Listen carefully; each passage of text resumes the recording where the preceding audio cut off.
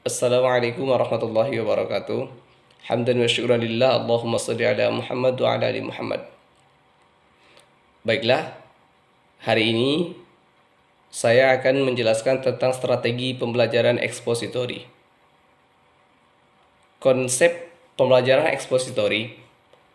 Ekspositori itu istilahnya berasal dari konsep eksposisi, yang mana eksposisi itu berarti ia memberi penjelasan.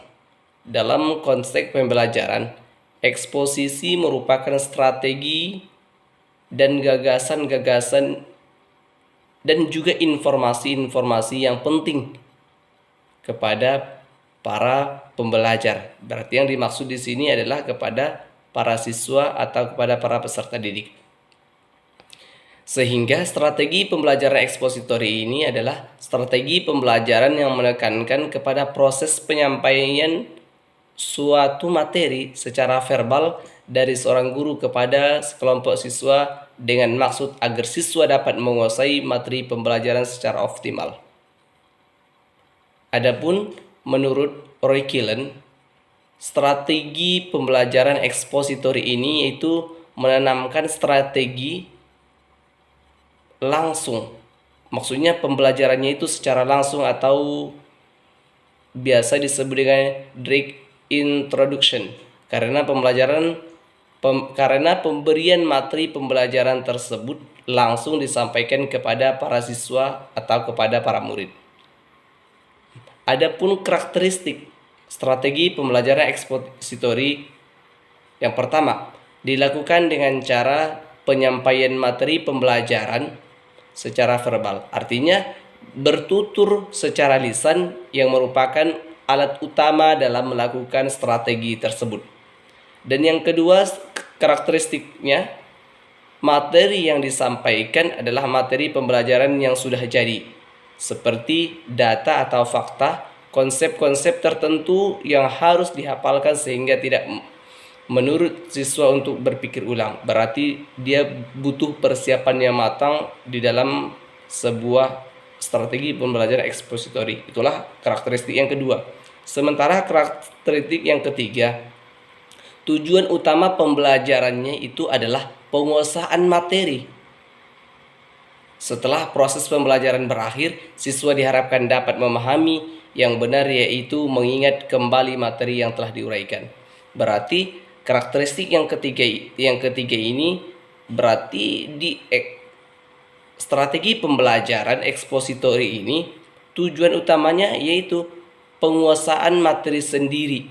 Artinya setelah proses pembelajaran itu berakhir, diusahakan para siswa ataupun para peserta didik sudah mengerti apa yang telah kita jelaskan tersebut. Oke, adapun strategi pembelajaran ekspositor itu dapat dikatakan efektif apabila yang pertama, guru yang menyampaikan bahan-bahan baru serta kaitannya dengan yang harus dipelajari siswa.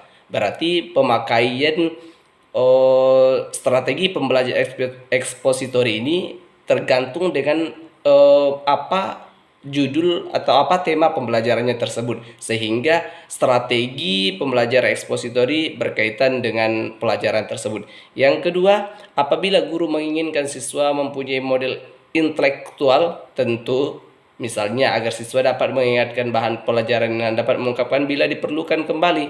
Yang ketiga, jika ingin membangkitkan pengetahuan siswa tentang topik tertentu, jadi materi pembelajaran bersifat pancingan untuk meningkatkan motivasi belajar siswa. Adapun strategi atau dikatakan supaya efektif strategi pembelajaran ekspositori ini yang keempat, guru menginginkan untuk mendemonstrasikan suatu teknik atau prosedur tertentu untuk kegiatan praktek. Berarti di sini harus ada pula metode demonstrasi. Yang kelima, apabila seluruh siswa memiliki tingkat kesulitan yang sama sehingga guru perlu menjelaskan untuk seluruh siswa. Karena sama-sama kita tahu bahwa yang namanya siswa atau peserta didik itu tingkatannya pasti berbeda-beda. Ada yang mudah menangkap pelajaran, ada yang sebaliknya. Yang keenam, jika lingkungan tidak mendukung untuk menggunakan strategi tersebut, yaitu yang berpusat pada siswa, semisalnya tidak ada sarana prasarana yang dibutuhkan. Adapun yang ketujuh, jika guru tidak memiliki waktu yang cukup untuk menggunakan pendekatan yang berpusat pada siswa, berarti di sini bisa kita ambil sehingga apabila strategi pembelajaran ekspositori ini mau efektif, berarti kriteria yang 7 ini harus terlaksana. Apalagi kriteria yang nomor 6 dan nomor 7, sarana prasarana yang dibutuhkan harus memadai sehingga mau melakukan pendekatan kepada siswa itu tercapai. Adapun prinsip-prinsip strategi pembelajaran ekspositori, yang pertama berorientasi pada tujuan, yang kedua prinsip komunikasi, dan yang ketiga prinsip kesiapan, dan yang keempat prinsip berkelanjutan. Adapun prosedur strategi ekspositori, yang pertama rumuskan tujuan yang ingin dicapai. Yang kedua, kuasai materi dengan baik. Yang ketiga, kenali wilayah atau berbagai hal yang mempengaruhi proses penyampaian materi.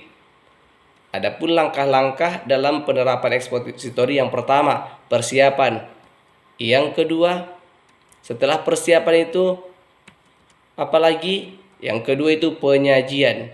Setelah penyajian, di situ semua penggunaan bahasa harus ditata, intonasi suara memang harus kita perbaiki sehingga bisa tersampaikan kepada para peserta didik. Adapun yang ketiga korelasi, dan yang keempat menyimpulkan, dan yang kelima mengaplikasikan sehingga apa yang kita maksud dalam pembelajaran tersebut tercapai dengan sempurna. Adapun keunggulan dan kelemahan strategi ekspositori, yang namanya strategi itu sudah pasti memiliki kelemahan dan kelebihan. Tidak kita pungkiri bahwasanya setiap suatu strategi itu memiliki yang namanya kelemahan dan kelebihan. Yang pertama, keunggulannya, guru bisa mengontrol urutan dan keluasan materi pelajaran. Dengan demikian, ia dapat mengetahui sampai sejauh mana siswa menguasai bahan pelajaran yang disampaikan. Itu yang pertama keunggulannya ataupun keuntungannya. Kita sebagai guru, kita sebagai pengajar bisa melihat sampai mana pengetahuan, sampai mana kira-kira pemahaman siswa terhadap materi yang telah kita sampaikan. Adapun kelemahan, yang pertama itu hanya bisa digunakan untuk mahasiswa yang memiliki kemampuan mendengar dan menyimak secara baik. Itu termasuk karena sebahagian para peserta didik itu cara belajarnya berbeda-beda. Ya.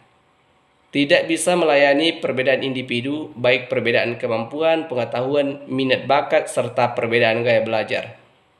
Itulah termasuk kelemahan daripada strategi pembelajaran ekspositori. Mungkin sampai situ yang dapat saya sampaikan, kurang lebih mohon dimaafkan. Assalamualaikum warahmatullahi wabarakatuh.